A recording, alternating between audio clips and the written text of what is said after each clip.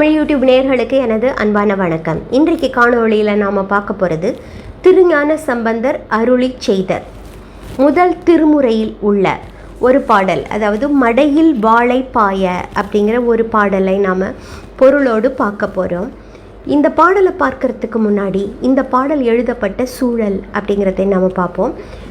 நம்ம ஏற்கனவே ஒரு பதிகத்தில் நாம் பார்த்தோம். முதல் பதிக திருஞான சம்பந்தர் பாடிய தோடுடைய செவியன் அப்படிங்கிற முதல் பதிக விளக்கத்தை நாம் ஏற்கனவே பார்த்துருக்கிறோம். இப்படி சில பதிகங்களை அவர் சீர்காழி பதியிலே பாடிவிட்டு அவர் அன்றைக்கு உறங்கச் செல்கிறார். திருஞான சம்பந்தர் 3 வயது குழந்தை.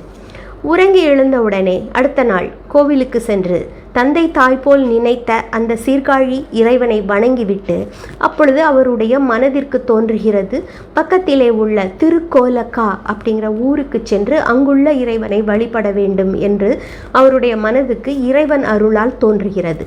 நமக்கு சேக்கிழாருடைய பெரிய புராணம் கொடுத்த செய்தி, அதன் துணை கொண்டு நாம் அவருடைய அந்த நிகழ்வுகளை தெரிந்து கொள்ள முடிகிறது. குழந்தை என்ன செய்கிறார்? தன்னுடைய தந்தையோடு அங்கே, இதுதான் இவருடைய முதல் தல யாத்திரையாக அமைந்திருக்கிறது.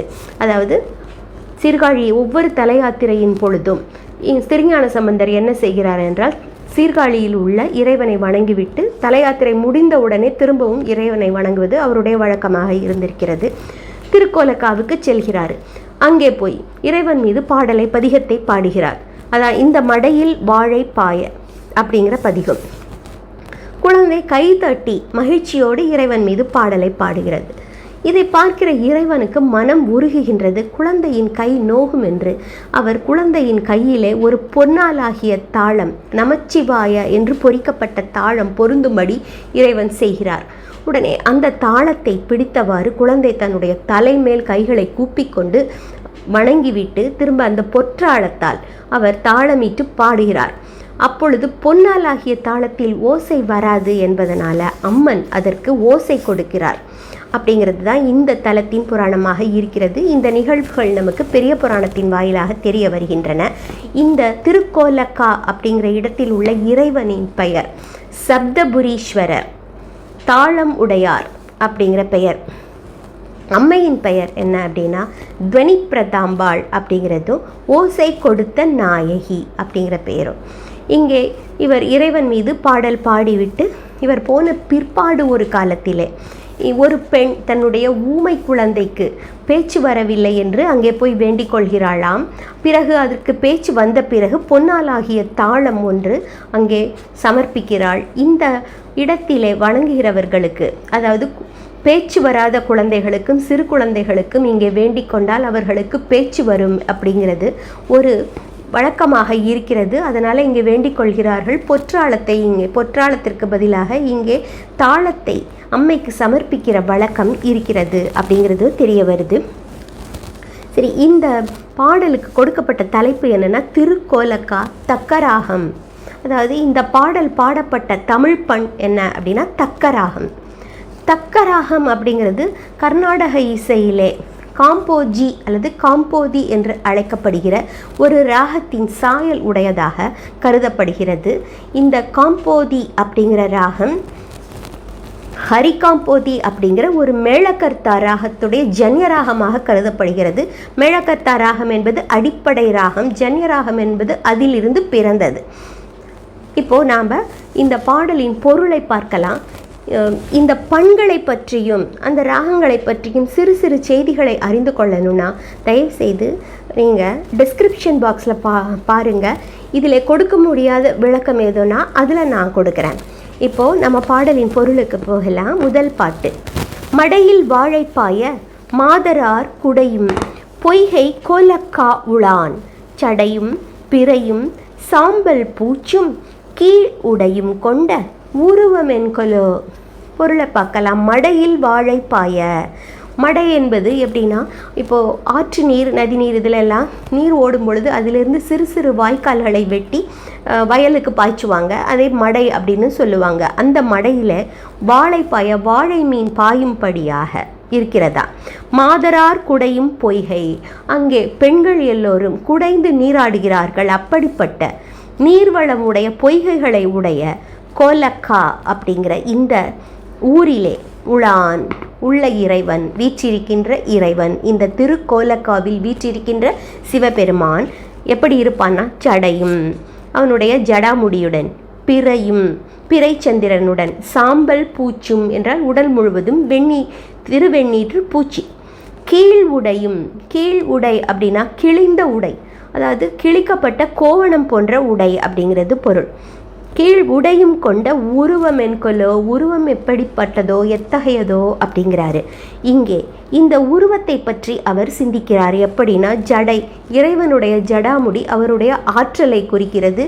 வேகமாக பெருகி வந்த ஆகாய கங்கையின் வேகத்தை அவர் தாங்கிக் கொள்ளுகிற ஜடாமுடி, அதனால் ஆற்றல் உடையவனாக குறிக்கிறது. பிறை சந்திரன் அவர் கருணை உள்ளவராக, சந்திரனுக்கு அருள் புரிந்த கருணை உள்ளவராக குறிக்கிறது. சாம்பல் பூச்சும் கீழ் உடையும், சாம்பல் பூச்சும் கோவண ஆடையும். இவ்வளவு செழிப்பான ஊரின் இறைவனாக இருந்தும் கூட கோவண ஆடை அணிந்திருக்கின்ற தோற்றத்தில் அவன் இருப்பதற்கு என்ன காரணம் அப்படின்னா, அவர் இறைவன் பற்றற்ற நிலையிலே இருக்கின்றான் அப்படிங்கிறதும், அந்த மாதிரியான ஒரு யோக நிலையிலே இருக்கிறவன் பிறருக்கும் அவனை வணங்குகின்றவர்களுக்கும் அப்படி ஒரு பற்றற்ற நிலையை அருளி வீடு பேரடைய உதவுவான் அப்படிங்கிறதும் இந்த பாடலின் பொருளாக இருக்கிறது. அடுத்து இரண்டாவது பாடல்.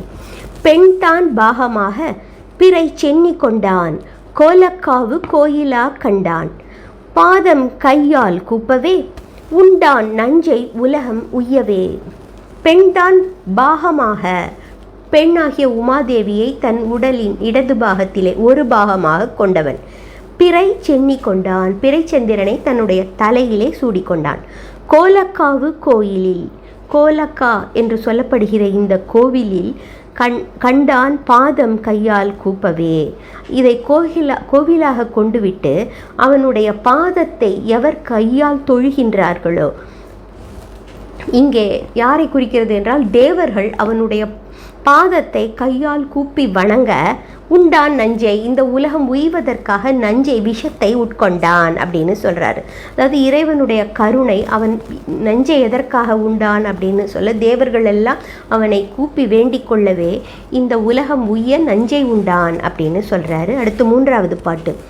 பூன் நல் பொறிகொள் அரவம் புன்சடை கோணல் பிறையன், குழகன் கோலக்கா மானப்பாடி மறைவல்லானையே பேண பறையும் பிணிகளானவே. பூன் நல் பொறிகொள் அரவம், இங்கே நல் பொறிகொள் அரவம் அப்படின்னா நல்ல புள்ளிகளை உடைய பாம்பு, அரவம் என்றால் பாம்பு, அதை அணியாக பூண்டான், அதனால் பூன் நல் பொறிகொள் அரவம். புன்சடை அவனுடைய ஜடாமுடியை குறிக்கிறது. புன்சடை அப்படிங்கிறது இறைவன் ஒரு சுருண்டு நீண்ட சிவந்த ஜடாமுடியை கொண்டவன் அப்படின்னு குறிக்கிறாங்க. கோணல் பிறையன் அப்படின்னா வளைந்த, கோணல் என்றால் வளைந்த பிறைச்சந்திரனை உடையவன். குழகன், குழகன் என்றால் இளமையும் அழகும் உடையவன். கோலக்கா, இந்த திருக்கோலக்காவில் உரைகின்ற இந்த இறைவன் மானப்பாடி, அவனுடைய மாட்சிமையை பெருமையை பாடி மறைவல்லானையே என்றால் வேதத்தின் முதல்வனாக விளங்குகின்ற, வேதத்தில் வல்லவனாக விளங்குகின்ற அவனை பேண, அவனை விரும்பி வணங்க பறையும் பிணிகளானவே. பிணிகள், எல்லா நோய்களும் பறையும் என்றால் அழியும். இங்கே நோய்கள் என்று குறிப்பது பிறவி நோயையும் ஆன்மகன்ம மாயை என்கிற அத்தனையும் அழியும். அடுத்து நான்காவது பாட்டு. தழுக்கொள் பாவம் தளர வேண்டுவீர், மழுக்கொள் செல்வன் மரிசேர் அம்கையான், குழுக்கொள் பூதப்படையான், கோலக்கா இழுக்கா வண்ணம் ஏத்தி வாழ்மினே. தழுக்கொள் பாவம் அப்படின்னா விடாமல் உயிரை பற்றி கொண்டிருக்கின்ற பாவத்தை தான் தழுக்கொள் அப்படின்னு சொல்கிறாரு.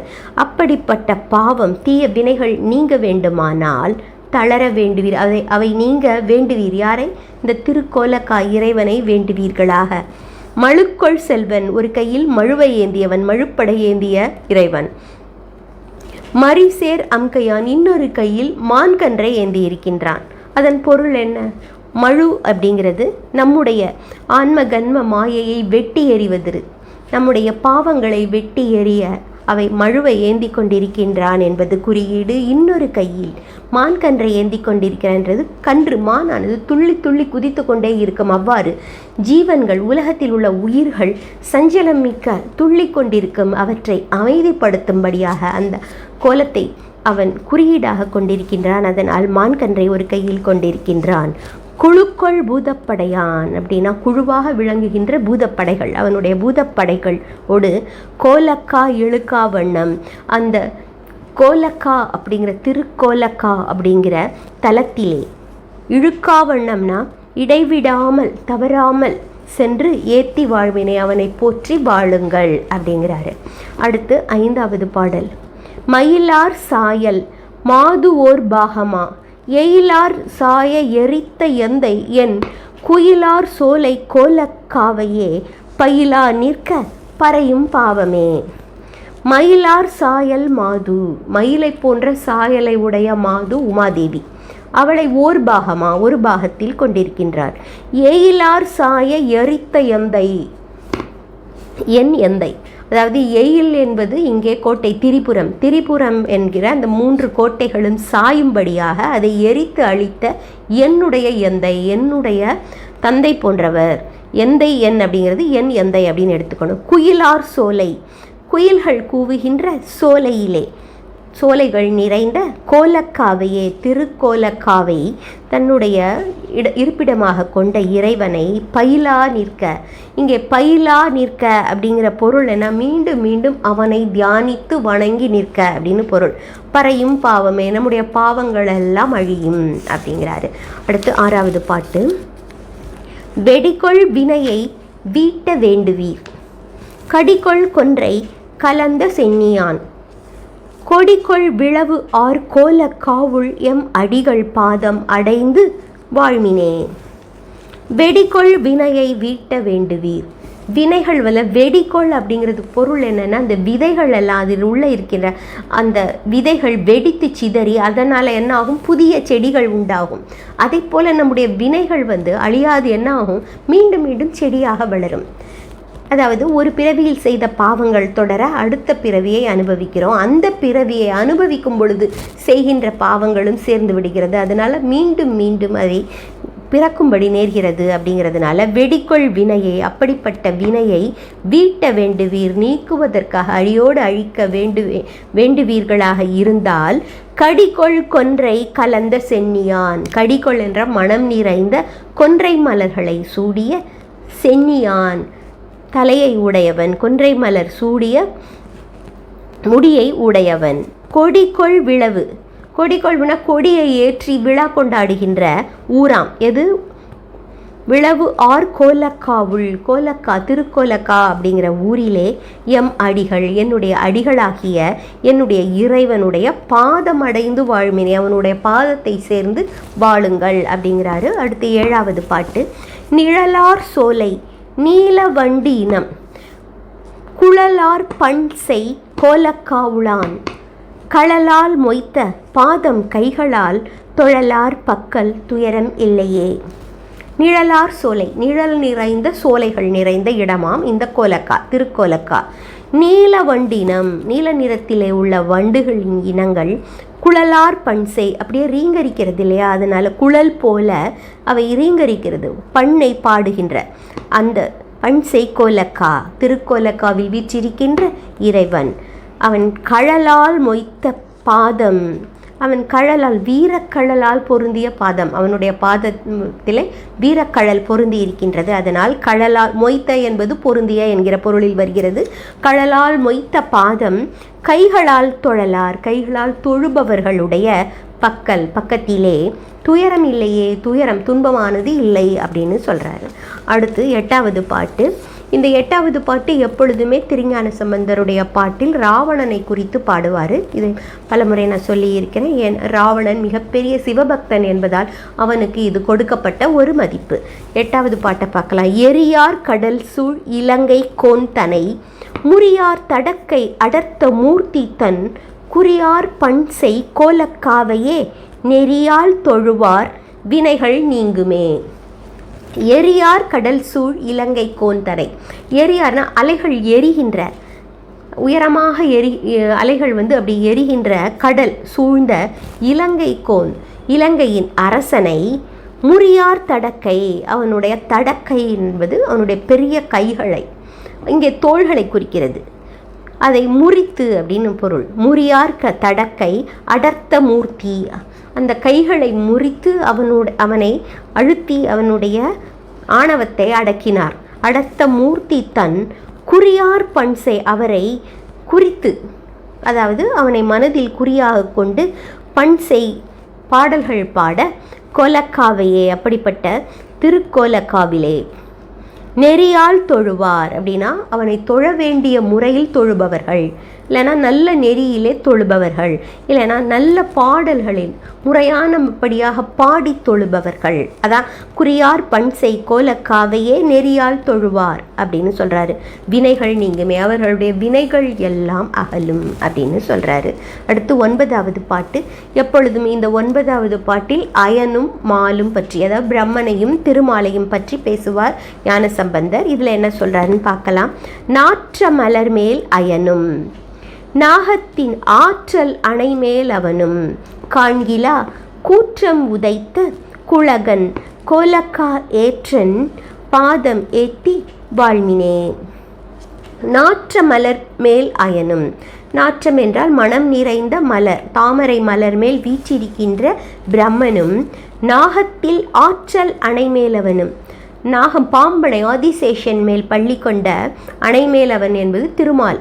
திருமாலும் காண்கிலா காண முடியாத கூற்றம் உதைத்த, கூற்றம் யமனை காலால் உதைத்த குழகன், குழகன் என்றால் இளமையும் அழகும் நிறைந்த இறைவன் சிவபெருமான் கோலக்கா திருக்கோலக்காவில் வீற்றிருக்கின்ற இறைவன் ஏற்றன், அதாவது காளையை வாகனமாக கொண்டவன், அதனால் ஏற்றன் பாதம் ஏத்தி அவனுடைய பாதத்தை போற்றி வணங்கி வாழ்மினே வாழுங்கள் அப்படின்னு சொல்கிறாரு.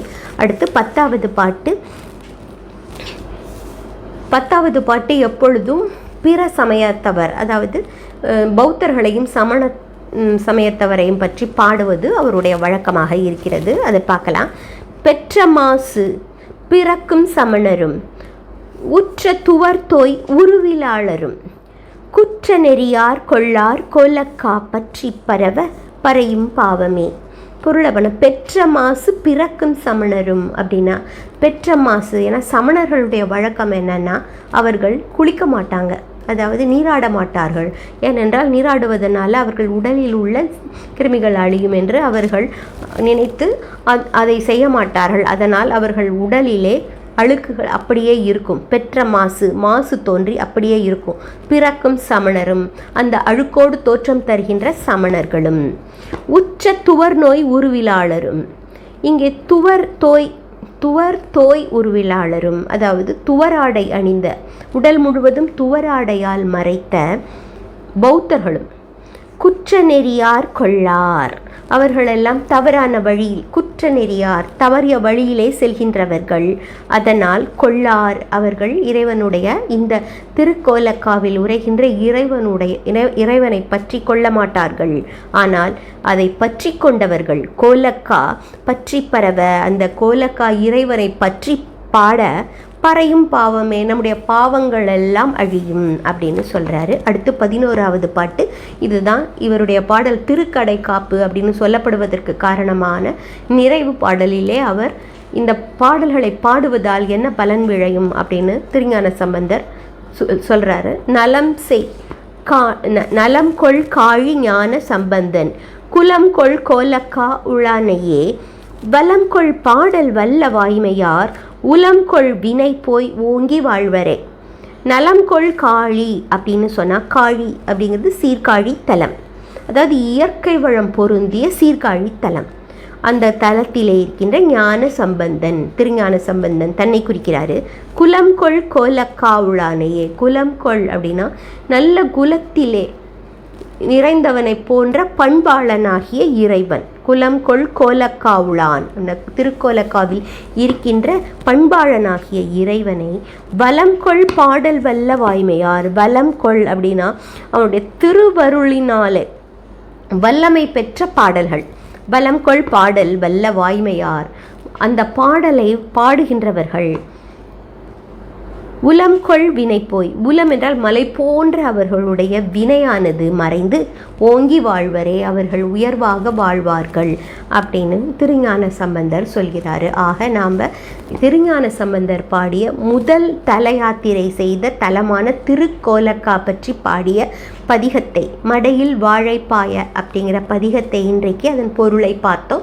நாம் மேலும் தமிழோடு பயணம் செய்யலாம். திருச்சிற்றம்பலம். நன்றி. ராஜி.